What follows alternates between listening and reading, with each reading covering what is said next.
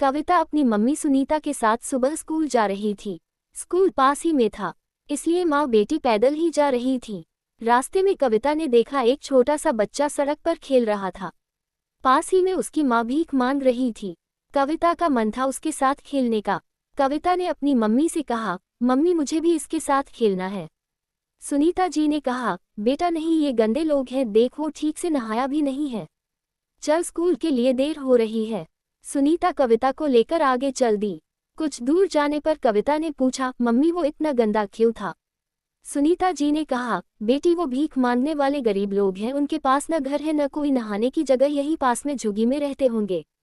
बातें करते करते स्कूल आ गया। कविता को स्कूल छोड़कर सुनीता जी वापस घर आ गईं।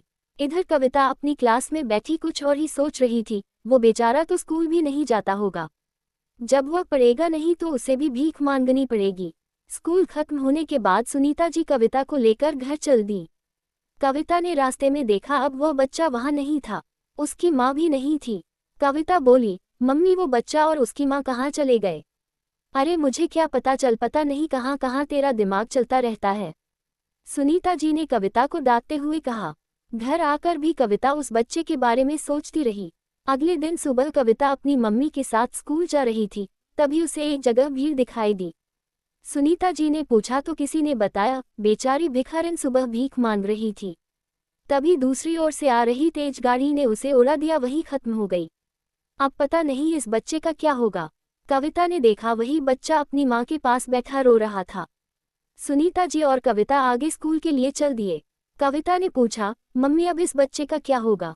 सुनीता जी ने कहा, बेटा अभी पुलिस वाले आएंगे, उसे ले जाएंगे, बाद में उसे किसी अनाथ आश्रम में छोड़ देंगे।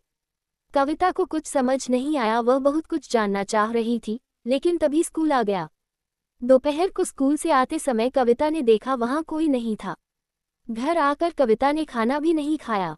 शाम को उसके पापा राकेश जी आए तो कविता ने कहा, पापा वह जिस लड़के के बारे में मैंने आपको कल बताया था, आज उसकी माँ मर गई। पापा क्या हम उसे अपने साथ नहीं रख सकते? वह बेचारा तो स्कूल भी नहीं जाता है। राकेश जी ने कहा, नहीं बेटा, ऐसा कैसे हो सकता है, हम उसे अपने साथ नहीं रख सकते। पता नहीं कौन है। कविता के मन पर उस बच्चे ने गहरी छाप छोड़ी थी। उसने खाना भी नहीं खाया। सुनीता जी और राकेश जी ने उसे समझाने की बहुत कोशिश की, लेकिन उसका मन उस बच्चे को अपने साथ रखने के लिए बेचैन था। रात के समय कविता को बुखार हो गया। उसका कोमल मन बहुत विचलित था। समाज की ऊंच नीच से बेखबर वह उस बच्चे के बारे में सोच रही थी। अगले दिन वह बहुत कमजोर लग रही थी। राकेश जी और कविता जी बहुत परेशान हो गए। डॉक्टर को दिखाया। डॉक्टर की दवा से बुखार तो उतर गया, लेकिन घर में हर समय चहकने वाली कविता अब किसी से बात नहीं कर रही थी। वह गुमसुम सी खिड़की के पास बैठी बाहर देखती रहती थी। राकेश जी ने सुनीता से बात की, ऐसा कब तक चलेगा? कविता बहुत कमजोर हो गई है। सुनीता जी ने कहा, मैं उसे बहुत समझाती हूँ, लेकिन वह एक ही बात कर रही है कि अब उस बच्चे का क्या होगा। राकेश जी ने सुनीता से कहा, हम अपनी बच्ची की खुशी के लिए उस बच्चे को गोद ले सकते हैं क्या? सुनीता जी चुप रह गईं। उन्हें कुछ समझ नहीं आ रहा था। कुछ देर बाद उन्होंने कहा, ये बहुत बड़ी जिम्मेदारी है, हमें बहुत सोचना होगा। राकेश जी ने कहा, मेरे लिए इस समय मेरी बेटी की खुशी से ज्यादा कुछ नहीं है। बहुत देर बात करने के बाद दोनों उस अनाथ बच्चे को गोद लेने के लिए तैयार हो गए। राकेश जी कविता के पास गए और बोले, बेटी अगर तू मेरी एक बात माने तो हम उस बच्चे को अपने घर ला सकते हैं। कविता का चेहरा खुशी से चमकने लगा। वह बोली, हाँ पापा, मैं आपकी सारी बात मानूंगी, बस एक बार उसे घर ले आइए। तभी सुनीता जी नाश्ता लेकर आईं और बोली, बेटी पहले नाश्ता कर ले, फिर अपने भाई को लेने चलना। कविता ने खुशी खुशी नाश्ता खत्म किया। तीनों गाड़ी में बैठकर पुलिस स्टेशन पहुंच गए। राकेश जी ने इंस्पेक्टर से बात कर अनाथ आश्रम का पता लिया और वहां पहुंच गए। अनाथ आश्रम से उन्होंने उस बच्चे को गोद ले लिया और उसे लेकर घर आ गए। नए घर में आकर उस बच्चे को कुछ समझ नहीं आ रहा था। कविता ने उससे उसका नाम पूछा तो उसने मोनू बताया। सुनीता जी ने उसे नहला धुलाकर अच्छे से तैयार कर दिया।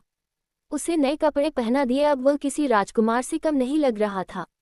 कविता और मोनू दोनों खेलने लगे। कविता उसे अपने सारे खिलौने दिखा रही थी।